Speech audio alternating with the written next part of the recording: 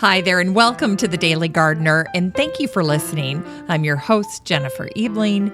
It's April 2nd. Today we celebrate the discovery and naming of the state of Florida. We'll also learn about one of the best botanical illustrators ever born, as well as the man who introduced goldfish to Holland. We'll celebrate the publication of the very first successful agricultural journal. And today's unearthed words feature fun words about April. We grow that garden library with a book about trees that was released a year ago today, and it won the Pulitzer Prize in fiction. And then we'll wrap things up with the fascinating story of the German artist who found surreal inspiration in the natural world. But first, let's catch up on some greetings from gardeners around the world in today's curated news. Lena Jensen wrote in to ask about her endless summer hydrangea.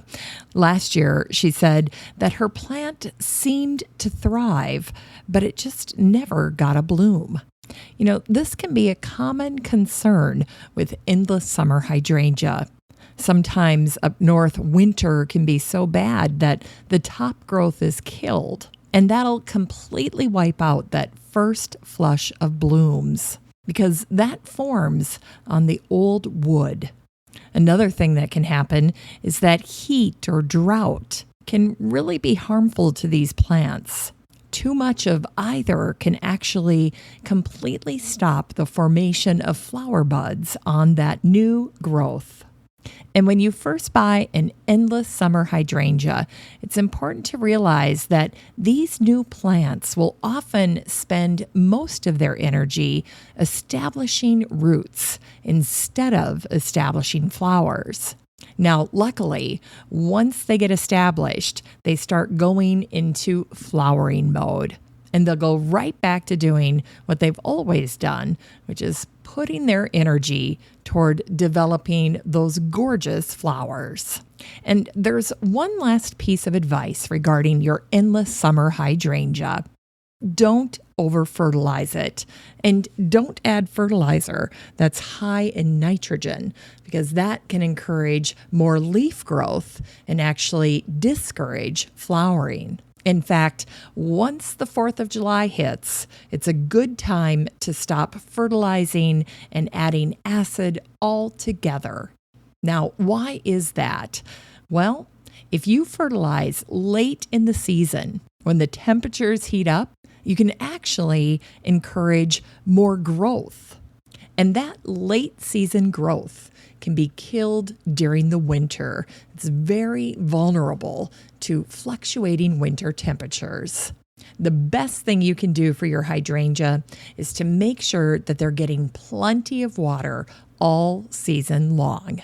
Keep that watering steady. Get on a watering program, because regular watering, that alone can ensure better flowering for your hydrangeas. And herbalist Terry Roy recently wrote in to say that she uses rose hips in her tea. She creates a tea with mullein and steeps both the rose hips and the mullein in hot water for several minutes. She writes, "This is a nice little tea, and the rose hips add vitamin C." Then finally, Sarah Melm shared photos of her kitchen garden from last summer, and then writes that although last year's kitchen garden was a huge success, this year I'll be choosing not to have as many annuals in the garden. With money being tight, I'll spend more of my money on herbs and edibles. She writes that she especially enjoys planting kale, zucchini, artichokes, fennel, beets, asparagus, and peppers. And she's encouraging, even though this year will be an unusual year for gardeners, the garden will still be beautiful, and it will give us something to do. I couldn't agree more.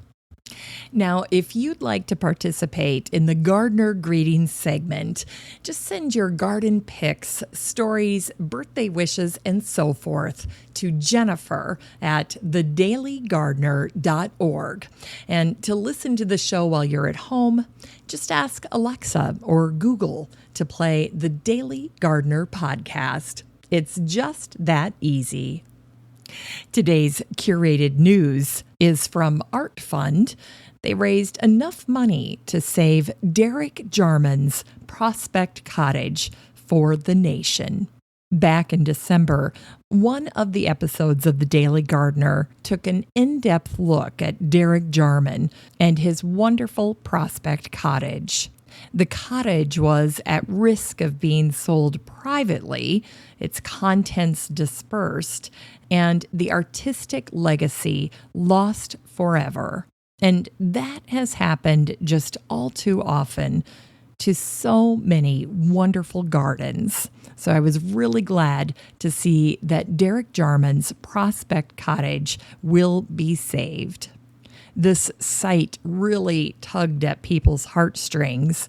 In just 10 weeks, over 8,100 donations were made by the public, and over £3.5 million were raised to save Derek's legacy.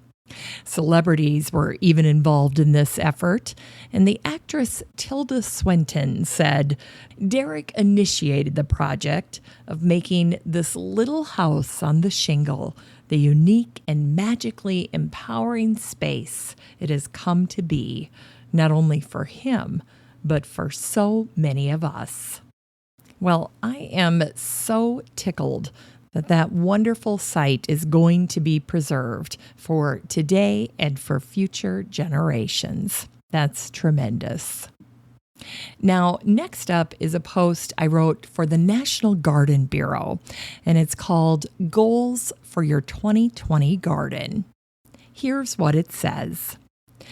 What are you curious about in your garden? What are you hoping to learn this season? How will your gardening change during the pandemic? Your greatest accomplishment might be the result of something you didn't plan to learn. Maybe you've always been a flower gardener, but this year you feel compelled to grow some edibles, and you discover the joy of growing your own garlic. Last year you grew tomatoes to great success and ended up sharing some with neighbors. This year, you want to grow even more to help out the local food shelf. Maybe you didn't like pulling weeds for your mom, but now with the pandemic, you suddenly find that tending to the yard is calming and anchoring, and now you want to have a garden of your own. Our gardens are classrooms, and those classrooms are filled with many teachers or Upah Gurus. Upah Guru is the Hindu word for the teacher next to you at any moment.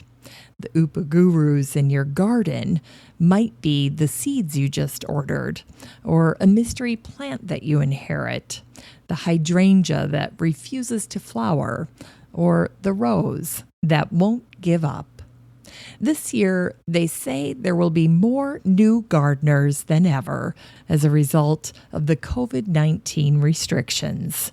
So I'm calling on all gardeners to share your expertise. With this in mind, I want to draw 3 points to your attention.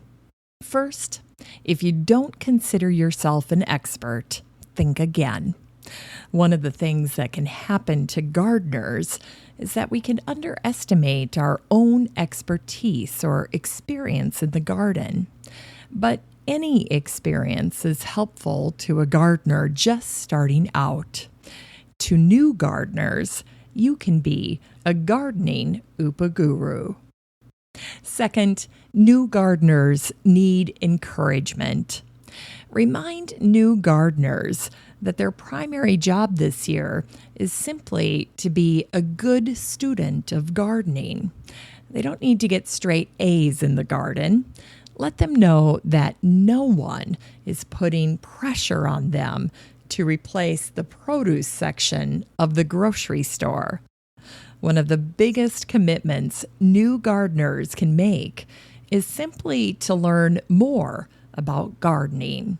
Encourage them to focus on the teaching, whether that's from books or podcasts or neighbors, because the teaching is what makes us better gardeners. And finally, the benefits of gardening go beyond food. There's a physical, mental, and spiritual upside. Any gardener knows that being active in the garden is a form of exercise, just like walking, running, or playing basketball. It is legit exercise. And as a pastime or passion, gardening is a return to nature. It is connection with the natural world, and it is grounding, and it is centering, and it is good for us physically and emotionally. You know, after Walt Whitman suffered a debilitating stroke, he recovered by spending time in nature. The 2 years that he spent walking the woods were his primary therapy, and he forever credited nature with his recovery. This is why I end every episode with, "For a happy, healthy life, garden every day." It's not just a slogan. I really believe those words. All right, that's it for today's gardening news. Now, if you'd like to check out my curated news articles and blog posts for yourself, you're in luck, because I share all of it with the listener community in the free Facebook group, the Daily Gardener Community. So there's no need to take notes or search for links. The next time you're on Facebook, just search for Daily Gardener Community and request to join. I'd love to meet you in the group. Here's today's brevities. On this day in 1513, Juan Ponce de Leon claimed new land for Spain, and he names his discovery La Florida in a nod to the Easter season, which the Spaniards called Pascua, Florida, or Festival of Flowers. And today is the birthday of a female botanical illustration powerhouse, Maria Sibylla Merian. Maria was born on April 2nd, 1647, and as a frame of reference, Isaac Newton was only a few years older than her. Unlike Newton, Merian's work was largely forgotten, but over the past century, her work has made its way to us. There's just something about it. In 2011, Janet Daly, a retired teacher and artist from Springfield, Illinois, became so captivated by Merian's life story that she started a Kickstarter campaign so that she could follow Merian's footsteps to the mecca of her best work, Suriname. And in 2013, Merian's birthday was commemorated with a Google Doodle. As for Merian, she would have delighted in our modern-day effort to plant milkweed for the monarchs. The concept that insects and plants are inextricably bound together was not lost on Merian. In her work, she carefully noted which caterpillars were specialists, meaning they ate only one kind of plant. Now, you can relate to that if your kid only wants to eat mac and cheese every day. But now you can reframe it. They aren't being picky, they're just being specialists. And before all the wonderful graphics on social media and high-tech renderings, drawings like Merian's were a holy grail for plant identification. One look at Merian's work, and Linnaeus immediately knew it was brilliant. Merian helped classify nearly 100 different species long after she was gone from the earth. And to this day, entomologists acknowledge that the accuracy in her art is so good that they can identify many of her butterflies and moths right down to the species level. Between 1716 and 1717, during the last year of her life, Merian was visited multiple times by her friend, the artist George Gazelle, and his friend, Peter the Great. Oh, to be a fly on the wall for that meetup. Gazelle ended up marrying Merian's youngest daughter, Dorothea Maria, and Peter the Great ended up with 256 Merian paintings. In fact, Peter the Great so loved Merian's art that when she died shortly after his last visit, he immediately sent an agent to buy up everything she had left, all of her remaining watercolors, and then the agent brought them home to St. Petersburg, where they remain to this day. And here's an enchanting story for you. On the Maria Sibylla Merian Society website, there's a video that shows the writer Redmond O'Hanlon flipping through an original Merian folio with gloveless hands, no less. Now, O'Hanlon is a scholar and an explorer himself, and he is known for his journeys to some of the most remote jungles of the world. So he knows what Merian had to go through to create her beautiful botanical illustrations. And there is one point in this video where he is flipping through her work that he just stops and he becomes speechless. And then he just lets out this big sigh and he says, "It's so simple. Without the slightest doubt, she was the greatest painter of plants and insects who ever lived." And then he says, "Just between you and me, she's the greatest woman who ever lived. You can keep Catherine the Great. Maria Sibylla Merian is the real heroine of our civilized time." Now that's an endorsement. And today is the birthday of the Dutch naturalist and pond owner extraordinaire, Job Baster. Baster was one of the first Dutch nature researchers to use a microscope to look at flora and fauna. He wrote down his findings in a book, and he also wrote an excellent translation of Philip Miller's work on horticulture. In 1758, Baster was given a beautiful property loaded with trees and 2 large ponds. He called it Zonnehof, Sunshine Farms. And as a new pond owner, Baster decided to try his hand at breeding goldfish. A versatile scientist, Baster exchanged letters with the leading biologists of his time, and the first 12 fish arrived thanks to a contact in England. But unfortunately, all the goldfish died. So the following year, Baster got 18 more fish. This time, 2 died, but the rest survived. And then fast forward 13 years later, and Baster owned more than 1,000 goldfish. When Job Baster died, an inventory of his estate showed that all of his goldfish had been sold, making him over 700 guilders, which was not a small amount at that time.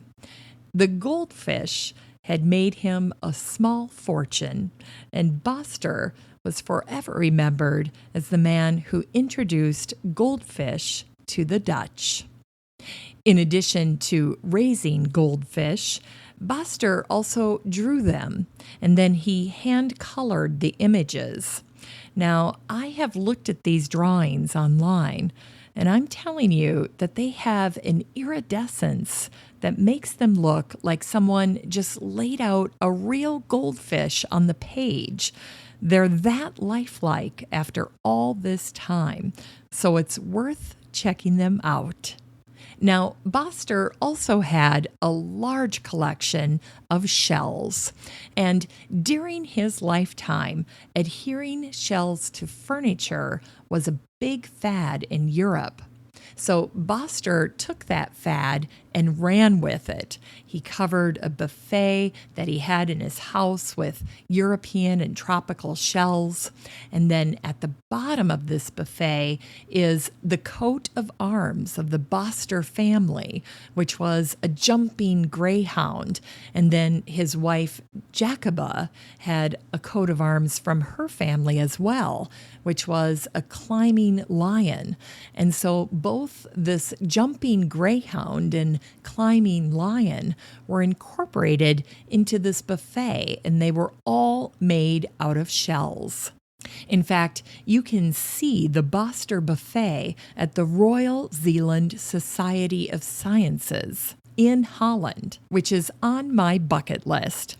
One sightseer, after seeing this buffet, commented, "You can almost hear Baster's wife, who donated the piece to the museum after his death, saying, 'Job, will you do something with all these shells?'" I thought that was hilarious.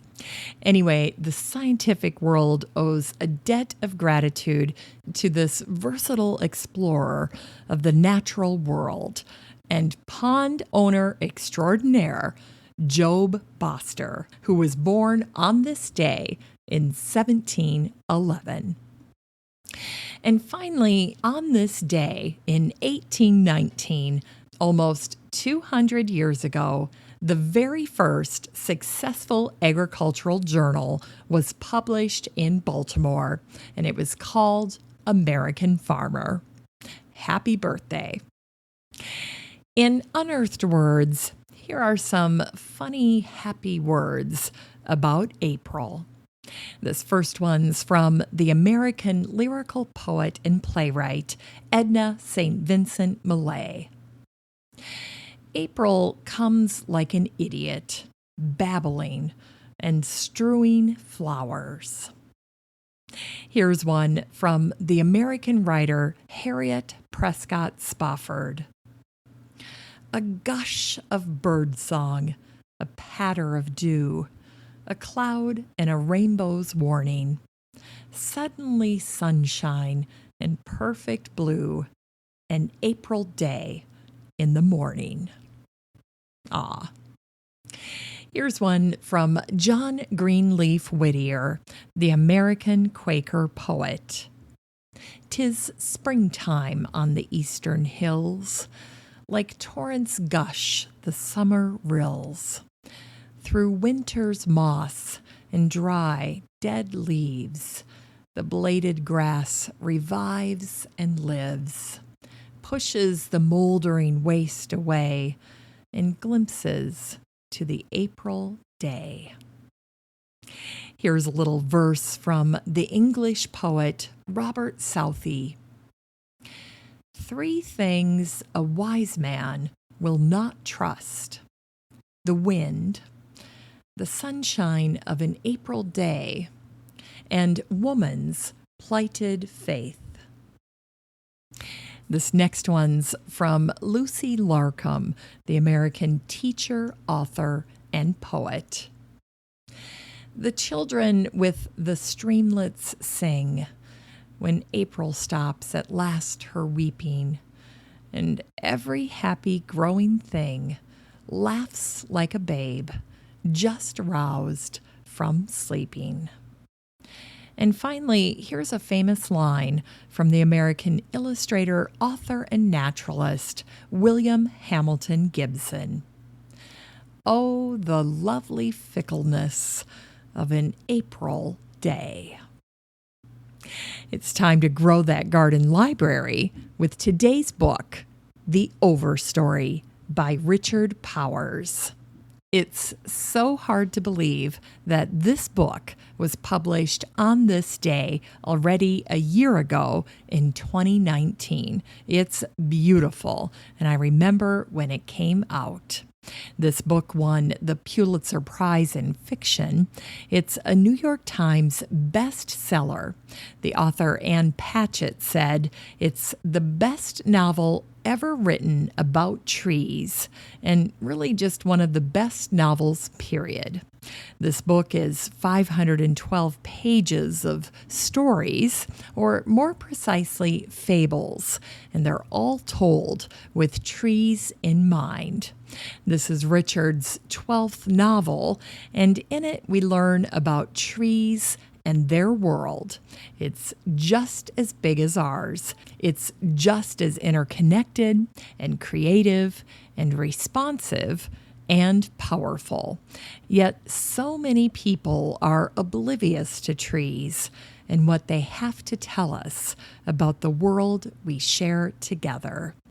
You can get a used copy of The Overstory by Richard Powers and support the show using the Amazon link in today's show notes for under $14.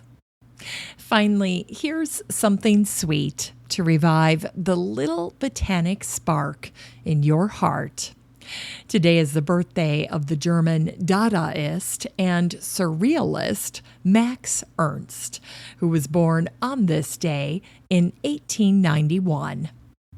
One of the first gardens that Max ever sketched were the gardens at Ruhl Castle, the castle in his hometown. In fact, some of his most beautiful work involves flowers and forests, suns, birds, and gardens. Max had no formal training, yet he created a technique called frottage, or texture rubbings, or rubbing on paper, and he used plants or the texture of wooden planks and other items in the house to create some wonderful artwork. And he also created grattage, or scraping paint across the canvas, to reveal the imprints of the objects placed beneath it. At one point in his life, he lived with the surrealist painter Leonora Carrington, who once reflected on their relationship with the natural world. In fact, gardeners will be able to relate to Max and Leonora drawing inspiration from the garden in early morning. As Leonora recalled, "We went down into the silent garden. Dawn is the time when nothing breathes, the hour of silence. Everything is transfixed. Only the light moves." And Max once remarked, "Art has nothing to do with taste. Art is not there to be tasted." Throughout his life, Max was not comfortable with his fame. He once famously lamented that he would rather have a single wild strawberry than all the laurels in the world. Thanks for listening to The Daily Gardener, and remember, for a happy, healthy life, garden every day. During the COVID-19 pandemic, The Daily Gardener is produced in lovely Wyoming, Minnesota.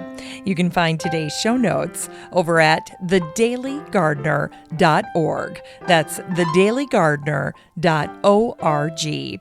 And to participate in the Gardener Greetings segment, send your garden pics, stories, birthday wishes, and so forth to Jennifer at thedailygardener.org. And to listen to the show while you're at home. Just ask Alexa or Google to play the Daily Gardener podcast. It's that easy. You can find the Daily Gardener on all your favorite social media, and don't forget to share the show with all your garden friends. Finally, I want to thank my fabulous behind-the-scenes team of Brooke, Kiana, and Paige, and my editor, Eric Begay. Have a great day in the garden, and we'll see you tomorrow.